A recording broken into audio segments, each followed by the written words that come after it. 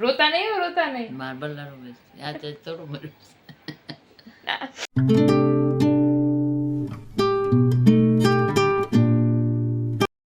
માતાજી તો સ્વાગત છે તમારા મારા નવા વ્લોગ ગીત શરૂ થઈ ગયું છે તમને અવાજ આવશે આજે મારા પપ્પા બેઠા છે આજે પપ્પા મસ્ત ક્યુટ ક્યુટ લાગે છે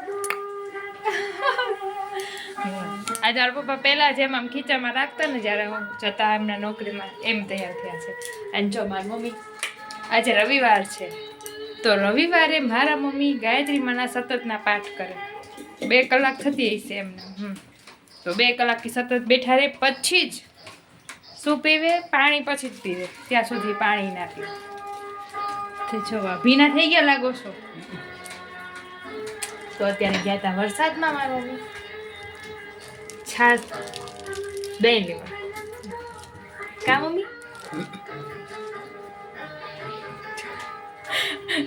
આમ થઈ ગયા મારા મમ્મી હવે આમ જોઈને આમ થઈ ગયા ક્યાં તો ગતનું આમ લાગુ છું તો 2 કલાક પાછા પાણી નહીં પીવાનું એમ તો મને છાશ કરી દે છે એમને તો આજે એમ છે હવે ખાવાનું જ નથી કા મમ્મી કઈ કેરા ખાવાનું હા આજે રહ્યા છે રવિવાર પછી ગાયત્રી માની કથા કરાવી અને સતતના પાઠ કરી હા તો સતતના પાઠમાં તમને કેટલી વાર લાગે મમ્મી 1 કલાક 1 કલાક આમ જો મારી બેનપણી એકવાર આવી હતી ને રવિવારે તો એક તાર મમ્મી કેટલું ભણેલા હે તો મેં કીધું મારી મમ્મી તો ભણેલા નથી મેં કીધું તો કે કેવી રીતના બોલે છે કે કન્ટિન્યુ કે વાંચતા કેવું આવડે મેં વાંચતા નહીં એને પાકું થઈ ગયું ચોપડી ખાલી હાથમાં રાખે સતતના પાઠ થઈને પાકા થઈ ગયા મારી મમ્મીને એટલે સીધા બોલ્યા જ રાખે મારી બેનપણી એટલી ઇમ્પ્રેસ થઈ ગઈ કે તારી મમ્મીને તો મોઢે આવડે કે આમ કેવા વાંચે છે કે આપણે એવું વાંચતા ન બધી વાંચતા નથી ને મોઢે છે કે ચોપડી હાથમાં રાખી દેખાડવા કે હું ચોપડી વાંચું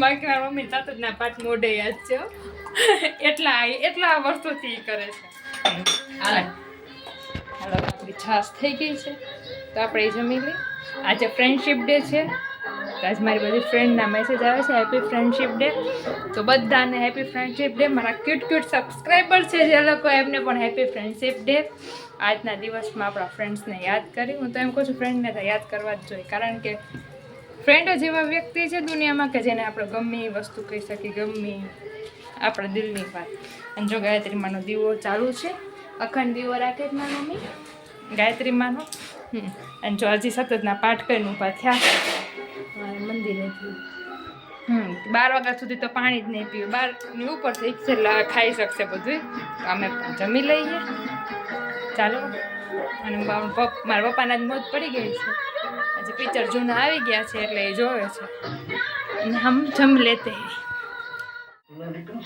તો આજે મારી મમ્મીએ રેકોર્ડ તોડી નાખ્યો ટીવી જોવામાં 2 દિવસથી ટીવી હતું નહીં એટલે બેઠા હતા પછી કાલે રાતે વરસાદ આવતો તો છાંટા આવતા હતા તોય તે ડીશ કરાવવા ગયા અમારી GTPLની ડીશ છે તો જો 4 વાગ્યા છે પૂતા નહીં 4ની ઉપર થઈ ગયું 4:15 વાગે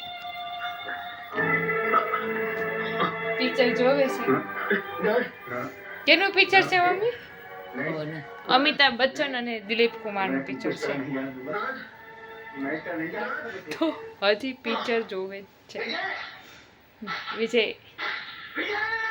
વિજય બિચારો મરી ગયો મિસ કે આમાં રોતા નહીં માર્બલ ના રૂમ આ તે થોડું મર્યું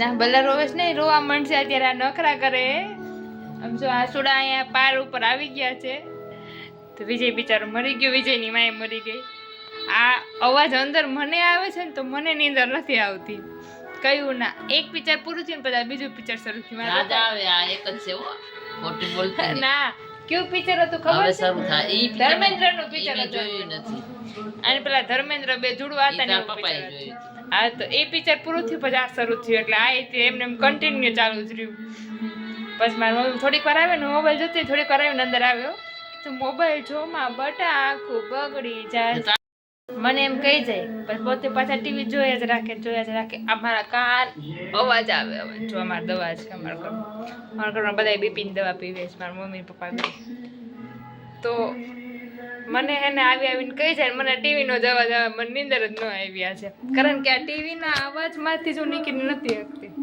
હવે એ મરી ગયો હવે દિલીપ કુમાર ને દિલીપ કુમાર જ જીવતો રહ્યો.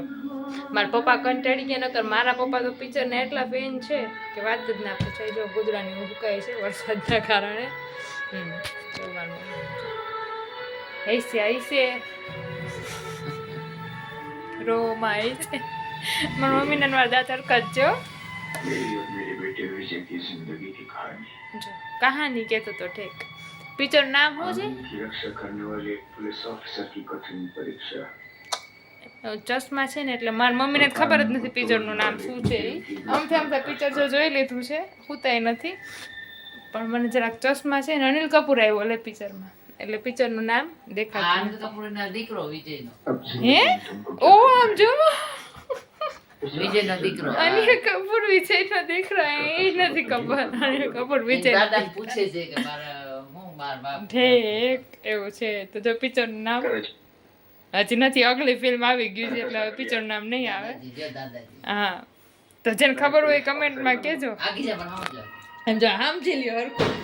આપણી કઈ વેલ્યુ નથી પિક્ચરને સમજવા છે. એમને સમજાવ પિક્ચર ભલે સમજો, બહાર કઈક અવાજ આવે છે એમને આપણે પિક્ચર સમજવા દઈએ. નકર પછી આપણે મોબાઈલ જોશે ત્યારે આપણી પાસે આવશે કે કાં મને મોબાઈલ નથી જોવા દેતી ને. તો જો ફર્યું ચકાચક થઈ ગયું છે, મસ્ત થઈ ગયું છે, કોરું થઈ ગયું છે ફર્યું. કપડાં પલળતા હતા વરસાદમાં, કારણ કે ભીના હતા એટલે કાંઈ કરી ન શકે. પછી એમને પલળવા જ દીધા. તમને હું બહારનું જ સુકાઈ ગયું છે સારું. બસ જો વરસાદ ભલે રાતના આવી જાય પણ દિવસે ના આવે ને સારું. દિવસે ધરતીમાં સોકી લે બધું, પછી પાછો શોષી લે, પછી પાછો આવે. તો સારું. જો અમારો ટાંકો ખુલ્લો રહી ગયો છે. બોલ, તમારે ફર્યું બહુ મોટું છે, મોટું જબરું છે. तो इस टाके को बंद कर देते हैं.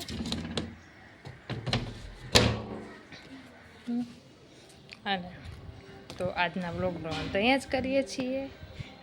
તમારે પણ વરસાદ હશે કે નહીં હોય કમેન્ટમાં જરૂર કહેજો. અને લાઈક શેર સબસ્ક્રાઈબ કરવાનું ભૂલતા નહીં. જય માતાજી.